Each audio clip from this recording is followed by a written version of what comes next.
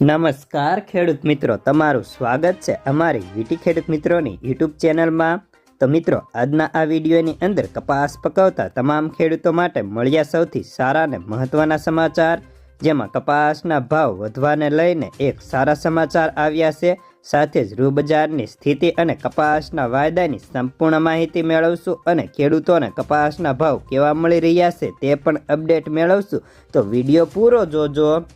તો મિત્રો, સૌપ્રથમ તો આપણે કપાસના બંને વાયદાઓની વાત કરી લઈએ। તો હાલ કપાસના બંને વાયદામાં અત્યારે બજાર ઇક્વલી જોવા મળી રહ્યું છે, જેમાં આજે MCX કોટન વાયદાની અંદર કરંટ પ્રાઇઝમાં 150 વધીને વાયદો 54,150 રૂપિયાનો થઈ ચૂક્યો હતો।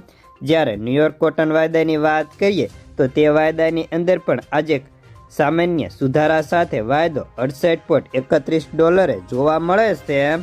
સામે આપણે હાજર બજારની વાત કરીએ તો કપાસિયા ખોળમાં ગરાગીના અભાવે આજે 25 રૂપિયા જેટલા ઢીલા જોવા મળ્યા હતા।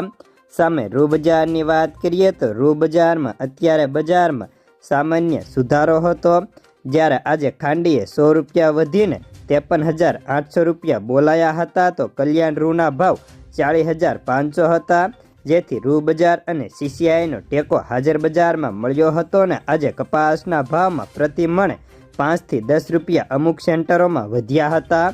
તો અમુક સેન્ટરોમાં બજાર સ્થિર જોવા મળ્યું હતું, જ્યારે આગામી સમયમાં બજારની કપાસની તેજી મંદીનો આધાર ટૂંકા ગાળા માટે CCIના ખરીદી ઉપર જ રહેશે, કારણ કે હાલ CCIની ખરીદી ચાલુ છે। જ્યારે ઓલ ઇન્ડિયામાં રૂની આવકો આજે 1.20 લાખ ગાંસડીની થઈ હતી। રૂની બજારમાં વેપારો ખાસ ન હોવાથી કપાસની બજારમાં ખાસ મોટી મૂવમેન્ટ નથી। અમુક સેન્ટરોમાં સામાન્ય ભાવ સુધર્યા હતા।